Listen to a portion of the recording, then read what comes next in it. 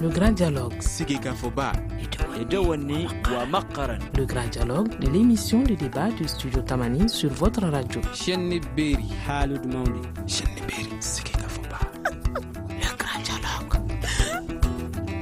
Insécurité et processus de paix, quelle solution? Environ 2 ans après la signature de l'accord de paix, l'insécurité ne faiblit toujours pas dans le pays. Des affrontements intercommunautaires ont eu lieu ce week-end à Kidal. Selon des sources locales, ce conflit a déjà fait une 30aine de morts et de nombreux dégâts matériels. La société civile de la région a condamné ces actes. Selon son coordinateur, les groupes armés sont les seuls responsables qui ravivent les tensions intercommunautaires. Qu'est-ce qui est à l'origine de ces conflits? Faudrait-il pas accélérer la mise en œuvre de l'accord? Nos invités, Sidi Mohamed Ishrash, gouverneur de Kidal, Ilad Ag Mohamed, porte-parole de la CMA, Boubacar Bokoum, politologue, et Baba Dakono, juriste. Je suis Mohamedou Touré, Mamadou Ouattara est à la technique. Le grand dialogue. Alors, ce soir, nous parlons d'insécurité et de processus de paix. Quelle est la solution? La dernière attaque, la dernière violence remonte à ce week-end à Kidal, là où il y a eu un affrontement intercommunautaire et on parle déjà d'une 30aine de morts et de nombreux dégâts matériels. Monsieur Bokoum, qu'est-ce qui peut être à l'origine de ces conflits intercommunautaires à Kidal? Merci. Avant d'intervenir sur la question, il me plairait ici de présenter toutes mes condoléances et toute mon affliction par rapport à ce qui s'est passé à Kidal. Et au-delà de cet aspect, il faut comprendre juste que, comme vous venez tout de suite de le dire, quand vous n'êtes pas arrivé à terme de processus en termes de démobilisation, de cantonnement, ce qui est sûr, vous aurez toujours des réserves d'insécurité.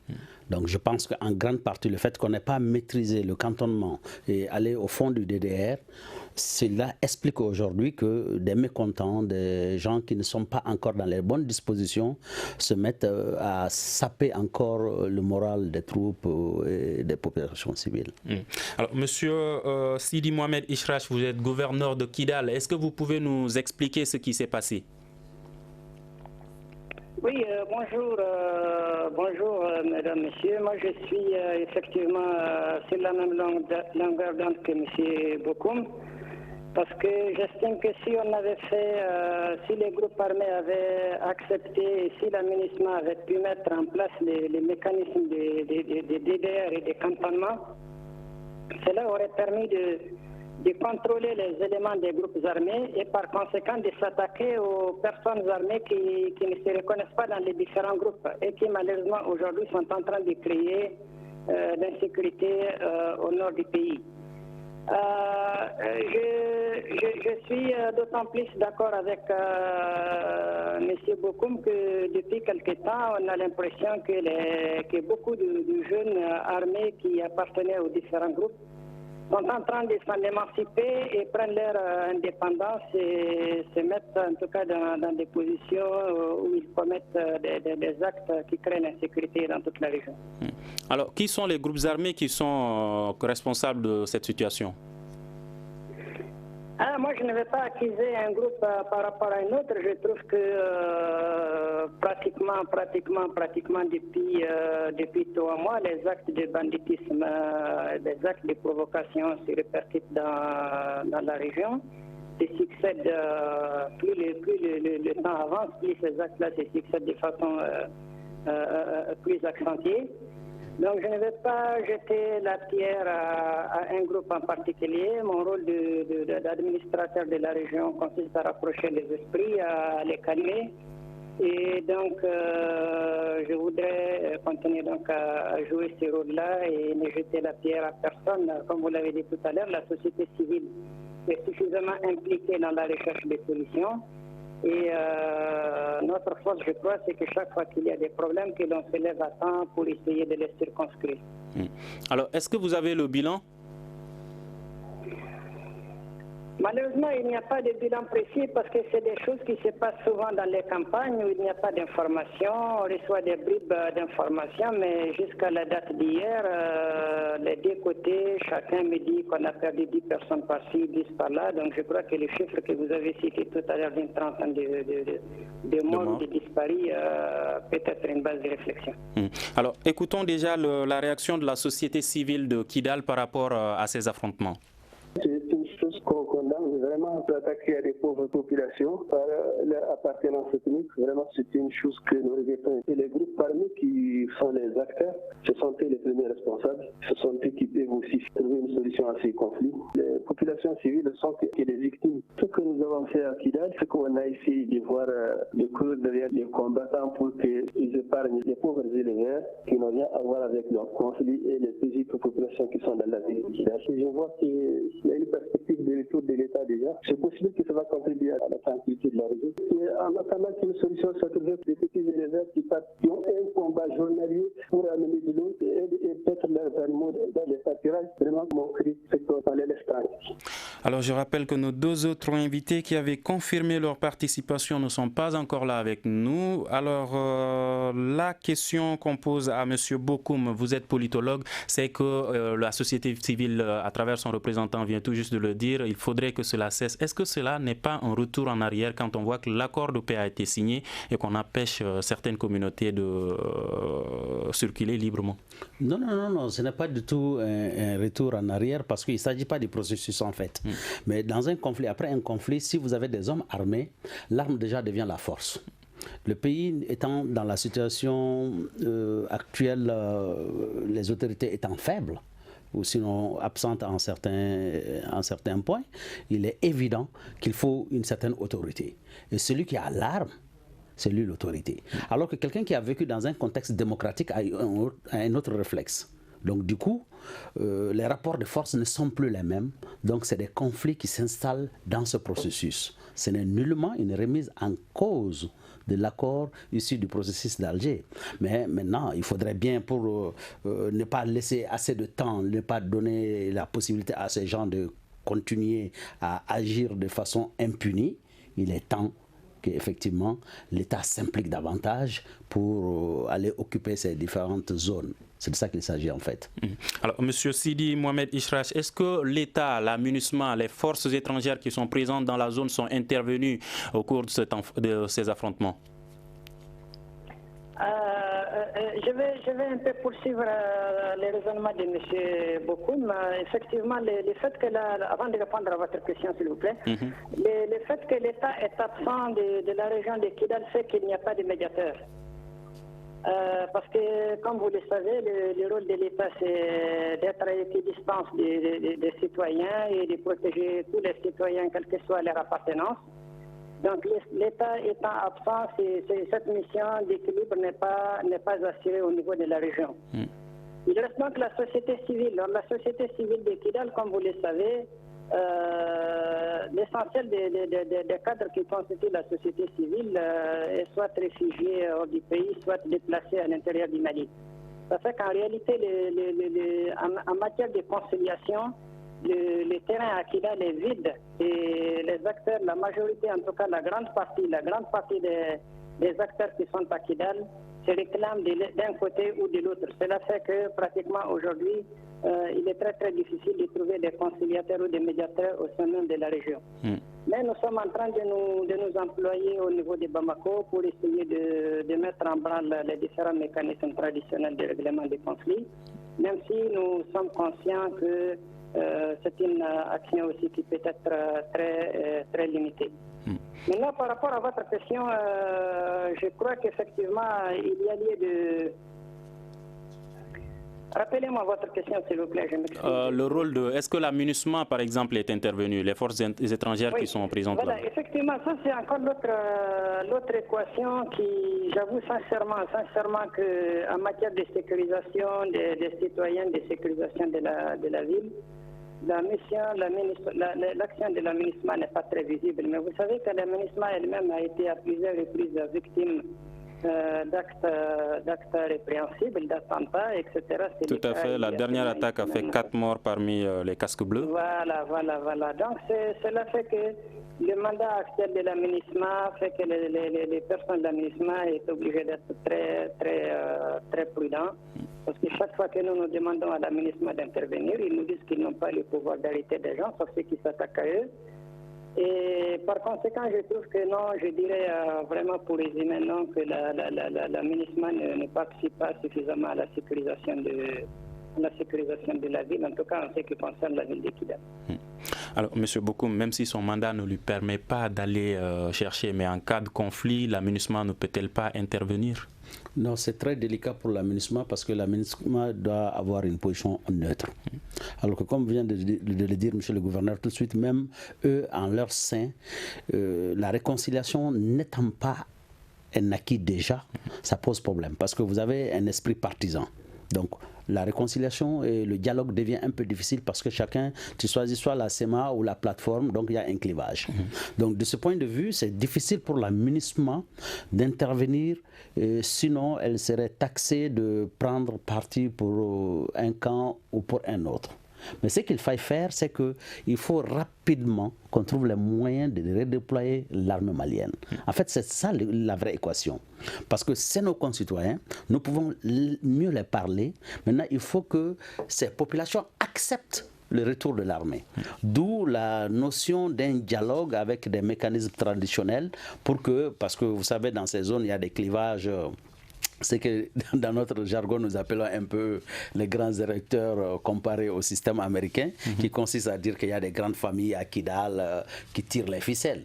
Donc il faut maintenant trouver ces relais à Bamako, essayer de les parler pour qu'ils acceptent de s'écouter et d'être ensemble. Donc c'est autour de ces dialogues qu'on va pouvoir construire l'acceptation maintenant du retour de l'armée. Et une fois que l'armée malienne serait là en nombre suffisant, je pense que ce mécanisme de police, de sécurisation serait à même de mieux fonctionner. Et on voit même déjà que la coordination des mouvements de la Zawad Sema et le groupe d'autodéfense Touareg Imrad et Ali Gatia se rejettent la responsabilité. Et le gouverneur l'a dit tout de suite, lui, il voudrait rester neutre, donc on ne pourrait pas savoir qui est l'auteur de ces actes. Mais certains pensent que derrière ces conflits se cachent également des intérêts liés notamment au trafic de drogue. Qu'en pensez-vous? Mais bien sûr, vous savez, quand j'entends les gens dire que l'intégrité du pays est menacée, on entend plein de choses, sous-entendu l'aspect de la révision constitutionnelle, quand tu regardes entre les lignes. Mais en réalité, il n'en est rien. L'insécurité aujourd'hui, ce n'est pas entre nous et le mouvement de l'Azawad. Cet aspect, on l'a dépassé. Ce n'est pas entre nous et la plateforme. Et ce n'est pas encore une agression extérieure. Donc c'est un conflit interne qu'il s'agit maintenant de gérer. Interne entre les différentes communautés? Mais bien sûr, parce qu'on a trois groupes. On a l'État malien, qui est considéré aujourd'hui avec l'élan de partition qui était là déjà, qui constitue un mouvement, et la CEMA et les plateformes, les indépendantistes et tout ça. Mais en filigrane, il faut comprendre que derrière tout ça, le Moujao et les islamistes qui étaient derrière tout ça, qui ont donné assez de contenu à ces conflits, étaient purement assis sur le trafic de stupéfiants et des armes. C'est ce qui justifie aujourd'hui que le Nord est plein de munitions, de caches d'armes. Donc les attaques, elles sont récurrentes parce qu'ils ne se déplacent même pas avec les armes. Ils sont confondus, ils se confondent à la population et ils connaissent là où se trouvent les caches d'armes. Il suffit d'aller les chercher, mettre une attaque et ensuite aller les recacher. Donc ça devient compliqué. Donc d'où le financement en grande partie. C'est vrai qu'à un moment donné de ce conflit, il y avait un soutien de certains pays occidentaux qui pensaient que les Tamashek étaient brimés par le Sud et tout ça. Ben, après ce soutien politique, je pense qu'en grande partie, le soutien financier est carrément issu du processus de trafic de stupéfiants et des armes. Sidi Mohamed Ishrach, vous êtes gouverneur de Kidal. Pensez-vous, partagez-vous cette idée de M. Boubacar Bokoum? Oui, sauf que aujourd'hui, il n'y a pas de cache d'armes. Les armes au nord, écoutez, je ne sais pas à quel pays je peux faire allusion, mais les armes au nord, on ne les cache pas. Hein. Quand vous rencontrez quelqu'un, il est avec son arme ou bien 16 armes, parce que vous pouvez en trouver un qui porte sur lui tout un arsenal. Et la clé du problème, hein, M. Bokoum l'a bien souligné, la clé du problème, c'est le retour de l'État. M. Touré, je vais peut-être insister sur le fait que dans aucun pays sur la Terre, les citoyens ne vivent sans la présence de l'État. Parce qu'il n'y a, comme je le disais tout à l'heure, il n'y a que l'État qui peut assurer les équilibres, il n'y a que l'État qui peut assurer la sécurité de tout le monde, il n'y a que l'État qui peut protéger les citoyens contre les citoyens. Et par conséquent, tant qu'il n'y a pas l'État dans la région de Kidal, et quand je parle de l'État, je parle de l'État et de la force publique, Tant qu'il n'y a pas l'État dans la région de Kidal, tout groupe qui se sent puissant va s'attaquer au groupe voisin parce qu'il y a des intérêts locaux, il y a des histoires de drogue, il y a l'islamisme, il y a les djihadismes, il y a plein. Et puis, en dehors de tout ça, il y a simplement des problèmes locaux, de leadership, de vieilles querelles ancestrales, des chefferies traditionnelles qui veulent se maintenir contre des groupes qui veulent acquérir leur autonomie, etc. La société touareg d'aujourd'hui est une société qui est en pleine mutation. C'est une société qui était une société très fortement hiérarchisée, féodale même, je vais dire, et qui d'un coup découvre les contraintes de la démocratie et de l'égalité des citoyens. Et la société heurte de plein fouet cette modernité et elle a des difficultés pour traverser ces murs de la modernité. Donc elle se recroqueville sur elle-même et cela provoque des affrontements internes. Je crois que c'est des problèmes qui sont assez complexes, mais il n'y a encore une fois que la présence de l'État pour pouvoir sécuriser, pour pouvoir calmer et surtout pour pouvoir équilibrer et arbitrer entre les différentes tendances. Vous écoutez Studio Tamani, votre avis nous intéresse. Écrivez vos commentaires et suggestions sur la page Facebook et dialoguez avec nous. Studio Tamani, c'est aussi les réseaux sociaux. Mesdames et messieurs, nous parlons ce soir d'insécurité et de processus de paix. Quelles solutions? Nos invités, ils sont 4. Sidi Mohamed Ishrach, gouverneur de Kidal, et Boubacar Bokoum, politologue. Les 2 autres invités qui avaient confirmé leur participation ne sont pas venus. Il s'agit de Ilad Ag Mohamed, porte-parole d'ASEMA, et Baba Dakono, juriste. Alors, nous allons poursuivre avec ce débat. Monsieur Bokoum, quel est l'impact de ces conflits sur le processus de paix?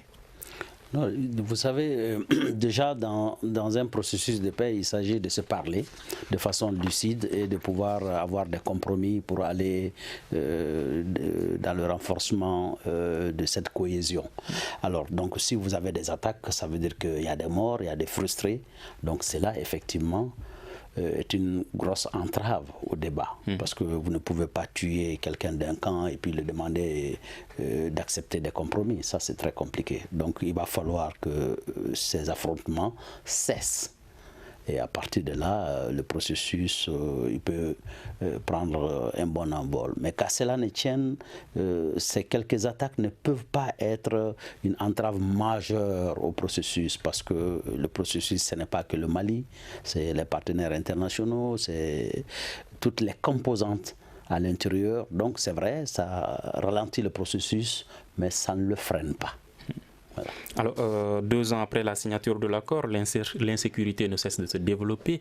Donc, est-ce qu'il ne faudrait pas également mettre un mécanisme pour réconcilier les communautés entre elles-mêmes d'abord, avant de se mettre dans la mise en œuvre de l'accord?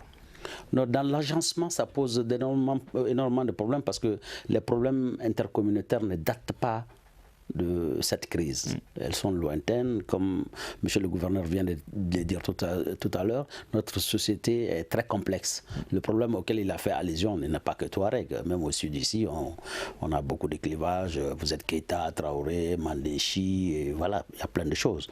Donc c'est vrai que l'hierarchisation de notre société aujourd'hui, la mutation à laquelle il fait allusion pose problème. Donc il y a plein de problèmes intercommunautaires. On ne peut pas attendre la résolution de tous ces problèmes pour aller dans le processus. Il faut qu'on conjugue tous ces facteurs et essayer de progresser. Ce qui est important, c'est que les gens se sentent déjà en sécurité. Parce que ça, c'est la présence de l'État. Si vous avez un État qui joue les fonctions régaliennes comme cela se doit, vous allez rassurer. Et c'est dans cette assurance que la communication et le dialogue est possible. Parce que certains se sentent brimés. Alors, quand vous venez discuter sans l'État, sans l'autorité, sans la fermeté, sans pouvoir aller à l'équité, vous ne pouvez pas rassurer une population pour aller en synergie avec l'autre. C'est lorsque vous êtes capable de dire la vérité entre 2 communautés et être à mesure de trancher, dire qui a raison, même si après on doit derrière venir demander pardon, mais quand même il faut être capable de trancher. Donc si on ne rentre pas dans la logique déjà de pouvoir assurer cet équilibre entre les différentes communautés, il est impossible d'aller à cette forme de réconciliation quand même à long terme. Alors ces violences interviennent juste après la 18e session du comité de suivi de l'accord. Écoutons les conclusions de cette session avec notre reporter Assetou Kanté.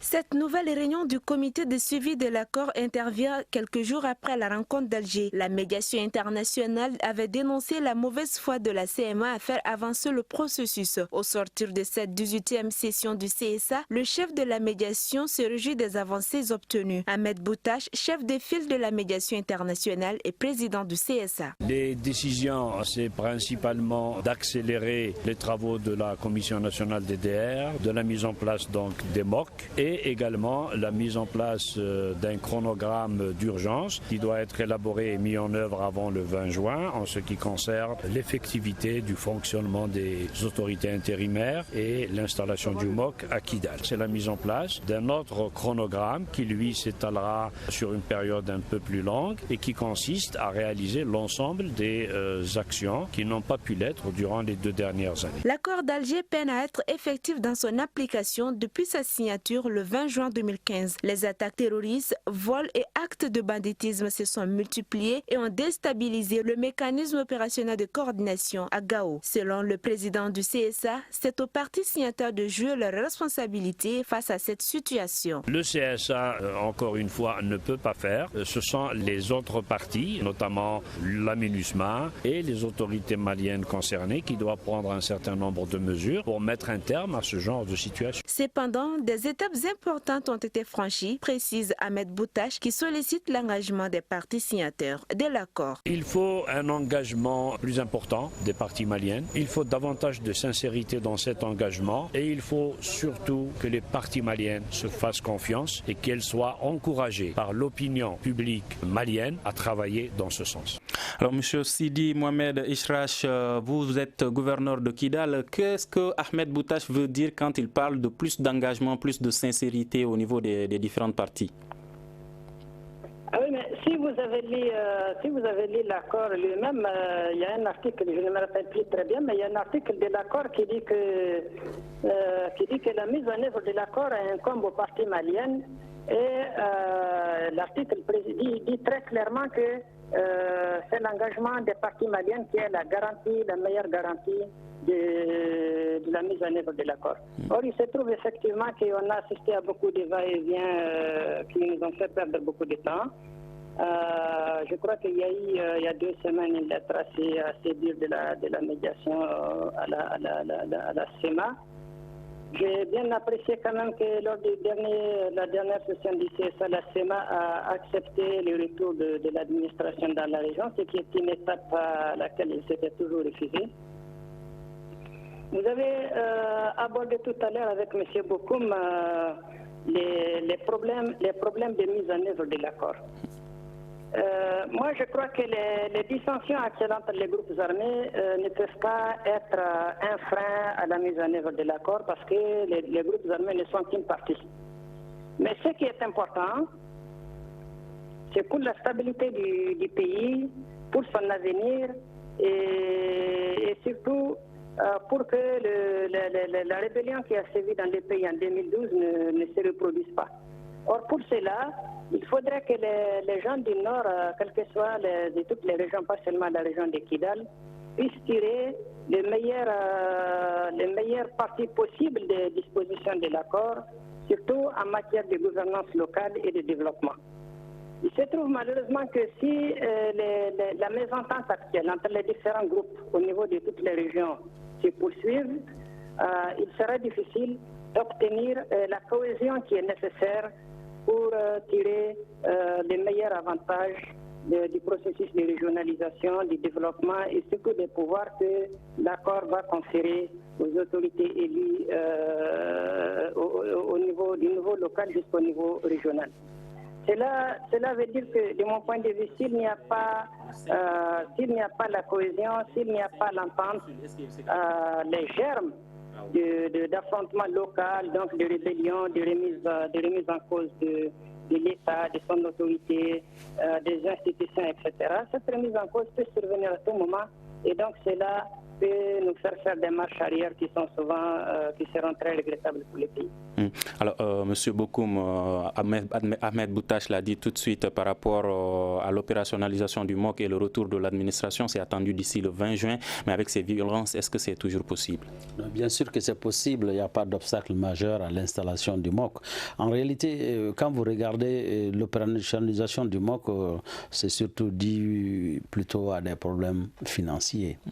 Quand on accuse la partie malienne de traîner les pieds, je ne suis pas totalement d'accord avec cette analyse. Ce n'est pas que la partie malienne, pour ne pas dire ce n'est pas l'État malien, mais peut-être une partie qui consiste les groupes armés, la SEMA, la plateforme. C'est là où il y a le problème. Parce que les grandes parties qui incombaient à l'État malien, c'était effectivement les réformes en termes institutionnels, les lois qu'il fallait prendre pour s'adapter et se conformer à l'esprit de l'accord issu du processus d'Alger. Je pense qu'à la date d'aujourd'hui, l'État est conforme. Maintenant, en termes d'application, les moyens et la mauvaise foi des autres de l'autre côté posent problème. Donc c'est pourquoi il faut mettre en place une structure de médiation avancée. J'ai l'impression que le comité de suivi ne suit pas bien et a très longtemps traîné les pieds pour indexer les auteurs qui font que c'est la traîne. Donc du coup, la dernière réunion, on a pu constater que la SEMA a été indexée. Je pense qu'ils sont rentrés dans les rangs. Il n'y a pas de raison. Parce que la communauté internationale étant la garantie, je ne pense pas qu'aujourd'hui, la SEMA ou la plateforme ait envie de se mettre la communauté internationale sur le dos. Donc peut-être que l'État malien, en fonction des conflits qu'il y a eu, la faiblesse de l'État fait qu'aujourd'hui, l'État n'a pas la poigne nécessaire pour les ramener dans les rangs. Mais je pense que la communauté internationale, avec un peu de pression, peut accompagner l'État malien pour que les dissidences s'arrêtent. Alors, par rapport à ce suivi, Ahmed Boutache l'a dit lors de la 18e session du CSA qu'un comité devrait être mis en place pour suivre réellement sur le terrain, ne pas attendre à chaque session du CSA pour faire le bilan. Est-ce que cela rassure? Oui, mais il aurait fallu le faire en amont. Mais bien sûr, il n'est jamais trop tard pour bien faire. Ce serait une bonne chose. Alors, M. Sidi Mohamed Boutache, est-ce qu'aujourd'hui, vous pensez également que le retour de l'administration et l'opérationnalisation du MOC à Kidal est possible d'ici le 20 juin? Écoutez, moi je maintiens à la déclaration du responsable de la SEMA au niveau du CSA, M. Olsidat, qui a affirmé sur les antennes de la radio qu'il y a une entente avec le gouvernement malien pour que l'État malien commence son redéploiement dans la région de Kidal à partir du 20 ou bien avant le 20 juin. Donc pour le moment, je maintiens à ça et j'espère que ça se fera dans ces délais-là. Ou en tout cas que ça sera possible, en tout cas que ça débutera dans ces délais, même si ça doit aller au-delà. Je vais dire que le retour de l'administration dans la région est très important et même une urgence. Parce que vous savez que le 9 juillet, on votera pour le référendum. Par rapport à ce vote du référendum, on a une déclaration de Ilad Agmohamed, porte-parole de la CMA, qui dit qu'ils ne sont pas d'accord, les responsables de la CMA ne sont pas d'accord avec ce projet de nouvelle constitution. Écoutons-le. Moi, je pense que les conditions ne sont nullement réunies, pas seulement à Kidal. Pour ce qui concerne la CMA, elle n'acceptera jamais des élections tant qu'il y a des dizaines de milliers de réfugiés qui vivent en dehors du territoire. On l'a toujours dénoncé depuis les élections antérieures et jusqu'à présent, on continue à les dénoncer. Je crois que c'est des personnes qui ont le droit de s'exprimer pour tout ce qui concerne la vie de ce pays. Et ensuite, ce projet de constitution, est-ce qu'il a même pris en compte les préoccupations des uns et des autres? À mon avis, rien n'a changé à l'exception du Sénat, bien sûr, où des pouvoirs du président de la République ont été renforcés. Je ne vois pas ce qui a changé. Alors, M. Ishrash, est-ce que cette déclaration de Ilad Agmohamed vous rassure? Non, moi je suis, il ne m'appartient pas d'apprécier les déclarations des responsables de la CEMA. Les interlocuteurs de la CEMA, c'est le gouvernement et le comité de suivi de l'accord. Mais quand un de ses porte-parole fait cette déclaration, est-ce que cela ne donne pas à réfléchir? Non, ça donne à réfléchir aux citoyens lambda que je suis, mais l'appréciation politique doit être faite à un autre niveau. Moi, ce qui m'a rassuré, c'est la déclaration du responsable de la CEMA au CSA, M. Oulsida, qui a dit quand même qu'ils sont en retour pour le retour de l'État avant le 20 juin et qu'ils sont d'accord pour la tenue du référendum le 9 juillet. Et je crois savoir, ça n'engage que moi, je crois savoir que la CEMA a quand même été consultée à Bamako au niveau des différentes commissions sur l'organisation du référendum du 9 juillet. Maintenant, s'il y a d'autres volte-face, j'avoue sincèrement que je prends la chose telle qu'elle est, mais je crois qu'on est un peu habitué à ça. Pour moi, personnellement, ce n'est pas une grande surprise. Donc vous pensez que le référendum pourra se tenir le 9 juillet à Kidal? Écoutez, moi je le souhaite.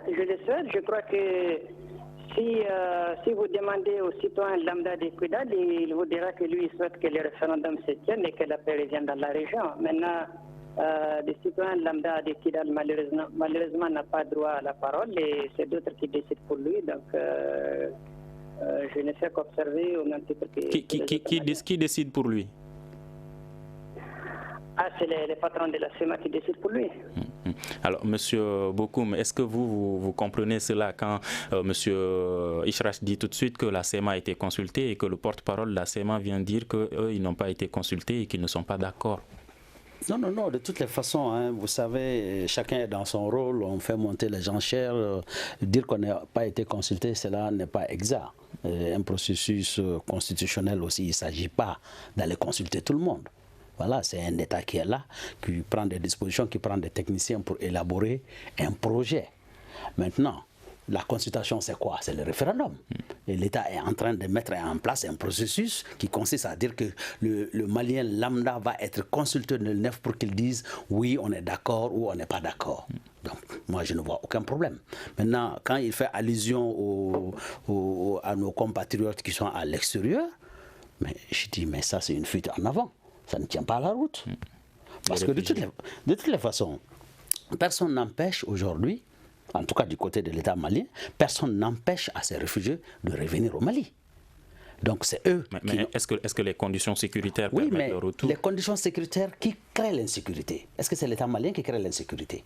C'est encore eux qui sont le problème. Donc, on parle d'attaque, qu'on parle d'agression, qu'on parle de banditisme, mais c'est qui? Mais ce n'est pas les groupes armés seulement, il y a les mouvements terroristes qui revendiquent. Non, les mouvements terroristes, ils ne sont pas en grand nombre. Le problème même fondamental, c'est de faire le distinguo entre les mouvements terroristes et les mouvements qui se sont dit séparatistes à un certain moment donné. Donc, s'ils acceptent de revenir au bercail, c'est de créer les conditions idoines pour qu'on arrive à cette paix. Donc, du coup, s'ils savent qu'ils veulent que nos compatriotes qui sont de l'autre côté reviennent, c'est à eux aussi d'aller très fort dans le processus pour que cela puisse être fait. Maintenant, au-delà de ça, mais ceux qui sont à l'extérieur, ils sont combien? Nous sommes combien de Maliens? Est-ce que vous pensez que les 15 millions ou les 16 millions de Maliens que nous sommes vont tous aller voter? Je ne pense pas. Il y a des gens qui ne sont même pas déplacés, qui aujourd'hui, peut-être n'ont pas eu leur carte NINA, qui seront dans l'impossibilité de voter. Donc il y a des problèmes qui sont réels. Mais cela ne veut pas dire que l'État doit s'arrêter ou que le Mali doit s'arrêter parce qu'un ou deux individus n'ont pas eu la latitude de voter. Et le problème auquel il fait allusion, il nous donne quel timing pour le résoudre? Ça veut dire que pour aller à une révision constitutionnelle, il faudrait qu'on attende, parce qu'on est dans un processus, on n'a pas dit qu'on a tout de suite la paix. Si c'était le cas, je suis d'accord. Mais quand on est dans un processus, est-ce qu'il nous dira que ce processus va prendre fin dans 5 ans, dans 10 ans, dans 15 ans, dans 20 ans, et c'est en ce moment qu'il faut aller à une révision constitutionnelle? La révision constitutionnelle à nous s'impose, parce que depuis fort longtemps, nous avons compris que la Constitution de 92 a présenté de fortes lacunes, mais il faut la corriger. Maintenant, on ne peut pas avoir l'unanimité autour d'un projet, cela est clair. Mais qu'est-ce que le contenu de ce projet va changer dans le processus de paix? Mais ça change déjà beaucoup de choses quand tu regardes, quand il parle de renforcement des pouvoirs du président de la République. J'ai dit, c'est le renforcement de l'institution. C'est ça qui est intéressant. Parce que vous savez, la démocratie, elle a ses limites. Aujourd'hui, les chefs d'État, généralement africains, sont pris dans le piège de la démocratie. Ça veut dire quoi? C'est la majorité qui décide. Donc le leadership du coup disparaît. C'est pourquoi aujourd'hui les systèmes sont pris en otage. Quand je prends l'exemple du Mali, c'est les islamistes plus ou moins qui décident.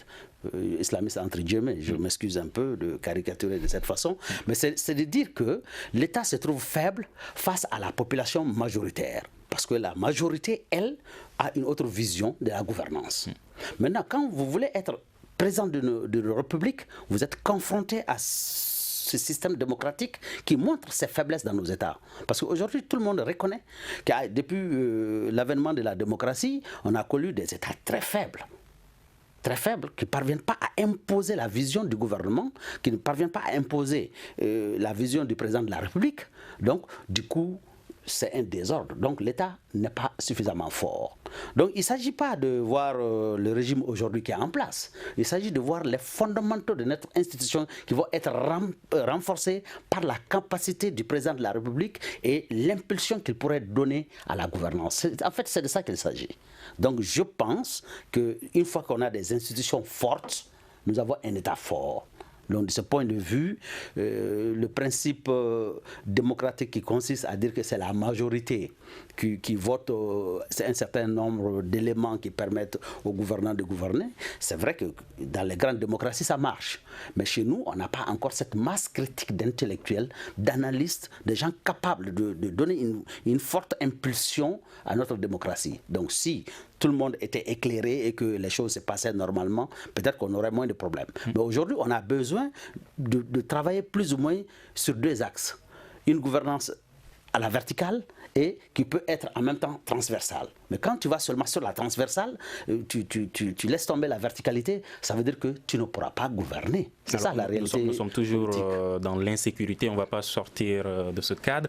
Est-ce que quand les gens parlent de la violation de l'article 118 concernant l'intégrité, concernant la situation d'insécurité où on se trouve, qu'en pensez-vous? Je sais que c'est un débat politique. Vous savez, quand vous avez un État, vous avez un parti au pouvoir, vous avez un parti de l'opposition, chacun essaie de tirer la couverture vers soi. Mais cela est tout à fait normal. Maintenant, l'article qui est incriminé parle de l'intégrité du territoire national. À la date d'aujourd'hui, le Mali n'est pas attaqué par un pays étranger. Oui, mais il y a une partie du pays qui est occupée. Occupée par qui? Où l'État, on parle de retour de l'administration. Je suis d'accord, occupée par qui? Par des Maliens, mais l'État... voilà la notion. Non, l'intégrité d'un territoire, ce n'est pas par des Maliens. Non, ça c'est une situation de crise, d'insurrection, de tout ce que tu veux. Tu peux l'appeler comme tu veux. Mais ce n'est pas l'intégrité du territoire qui est remise en cause. Donc, cela, il faut le mettre de côté. Monsieur Ishrach, est-ce que vous partagez l'avis de M. Bokoum? Écoutez, moi, je ne suis pas aussi versé dans les sciences juridiques que M. Bokoum. Mais moi, j'essaie d'être pratique et simplement de voir comment est-ce que notre pays peut organiser cette consultation avec la participation du maximum des citoyens. J'ai écouté tout à l'heure mon jeune frère Lad pour ce qui concerne les réfugiés. Je voudrais savoir, peut-être que M. Bokoum peut éclairer votre auditoire. Est-ce que les réfugiés ne peuvent pas voter là où ils sont? Pour le référendum, est-ce que les réfugiés ne peuvent pas voter au niveau des camps de réfugiés? Ils doivent pouvoir le faire. Voilà, donc si cela est possible, je crois que la préoccupation de M. Lad peut être prise en charge. L'essentiel étant que les citoyens participent à la consultation. Maintenant, il y a une chose quand même sur laquelle je voulais insister. Je crois que la révision constitutionnelle a été précipitée par la nécessité de prendre en charge les contenus de l'accord. Donc je crois que si la SEMA est vraiment engagée, je ne dis pas seulement la SEMA, excusez-moi, si tous les groupes armés veulent se battre sérieusement et sincèrement pour que l'accord de paix aboutisse au profit des populations, ils doivent tout faire pour en faciliter la mise en œuvre. Et le vote de la nouvelle constitution est un élément important dans la mise en œuvre de l'accord, parce que c'est la nouvelle constitution qui met en place les dispositifs de régionalisation, donc d'opérationnalisation des autorités régionales qui vont gérer les préoccupations des populations, leur développement, leur sécurité, etc. Et c'est en même temps dans la nouvelle constitution qu'il y aura la préoccupation qui a été émise par les groupes armés lors des négociations à Alger, à savoir celle de la création d'un Sénat pour y faire participer les notables, les sages, les imams, la jeunesse, les femmes, etc. C'est des préoccupations qui avaient été soulevées par mais avec cette situation d'insécurité, est-ce que la population de Kidal a accès à ce document? Est-ce qu'elle connaît le contenu de ce document? Non, je crois que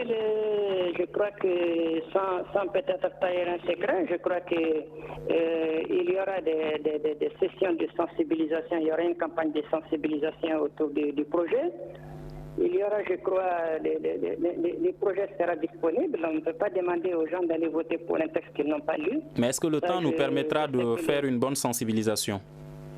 Non, ça, je sais que le texte sera traduit dans les différentes langues, qu'il sera mis à la disposition de tous les Maliens. On ne peut pas... Ça, je pense que c'est une préoccupation qui sera gérée au niveau des autorités compétentes. Je ne pense pas qu'il y ait des soucis à ce niveau. Alors, quelle est la situation aujourd'hui à Kidal? Est-ce que la situation est calme? Aujourd'hui à Kidal, elle n'est pas bonne. Très honnêtement, elle n'est pas bonne. Elle est meilleure, elle est plus mauvaise qu'il y a 10 jours. Elle est plus mauvaise qu'il y a 10 jours parce qu'il y a 10 jours, les gens pouvaient, les nomades au moins pouvaient rentrer et sortir de Kidal paisiblement. Aujourd'hui, cela n'est plus possible. Aujourd'hui, dans les campagnes même, les nomades de tout bord, quelle que soit la communauté à laquelle ils appartiennent, les gens ont peur, ils se cachent, les hommes vont dans les montagnes, ils laissent les femmes, les enfants à la maison. Les animaux, les biens sont menacés. Vous ne pouvez pas circuler avec un véhicule si vous n'êtes pas armé. Et c'est très difficile. Aujourd'hui, la situation dans la région de Kidal est très difficile. Dans ce contexte, est-ce que la population n'est pas plus préoccupée par sa sécurité que par autre chose? Aujourd'hui, la population est préoccupée par la sécurité. Or, le retour de la sécurité passe par les troupes de l'État. Le retour de l'État passe par l'entente entre les groupes armés, d'abord ensuite entre eux et l'État. Donc, véritablement, c'est un cercle vicieux. Et aucune étape n'est plus importante que l'autre parce que la situation s'est tellement détériorée qu'aujourd'hui vous avez de la peine à indexer une priorité. Alors, Monsieur Bokoum, une rencontre des notabilités des communautés est prévue bientôt pour rétablir le calme et la cohésion sociale. Également, le ministre Aguerlaf devrait se rendre aujourd'hui à Kidal. Est-ce que cela pourrait changer la situation? Mais on peut toujours l'espérer parce que vous savez, il faut que les gens se parlent. Le gouverneur de Kidal vient de le signaler tout à l'heure, les gens ont peur, les gens ne peuvent pas se déplacer. Et qui menace qui en réalité? Ce n'est pas l'État malien qui menace. Donc ça veut dire que quelque part, les groupes armés qui sont sur l'espace de Kidal, c'est eux qui posent problème. Donc la population sont juste victimes de ce conflit entre ces deux groupes armés. Donc aujourd'hui, que ce déplacement puisse permettre aux différents leaders de se retrouver, de se parler et de se mettre d'accord sur un certain nombre de choses, c'est ce qui est souhaitable. Je pense bien qu'ils peuvent le réussir. Aguerlaf, il est de la zone. Depuis fort longtemps, il a œuvré pour essayer d'arrondir les angles entre les différentes communautés. Aujourd'hui, en tant que ministre, je pense qu'avec tous les sages conseils qu'il va recevoir des sages, il pourra gérer la situation. Je pense qu'il va pouvoir mettre les uns et les autres d'accord. Ce qui met fin à cette édition, ça ne nous a pas permis de parler de la force G5 Sahel, mais nous aurons d'autres occasions pour en parler. On parlait ce soir d'insécurité et processus de paix. Quelle solution? Comme invité, nous avions Sidi Mohamed Ishrach, gouverneur de Kidal, et Boubacar Bokoum, politologue. Je suis Mohamedou Touré, Mamadou Ouattara était à la technique et la régie vidéo gérée par Noum Djiré à la réalisation Moumine Sendebou. Merci et à demain pour un autre numéro du Grand Dialogue. Le grand dialogue. Le grand dialogue de l'émission de débat du Studio Tamani sur votre radio.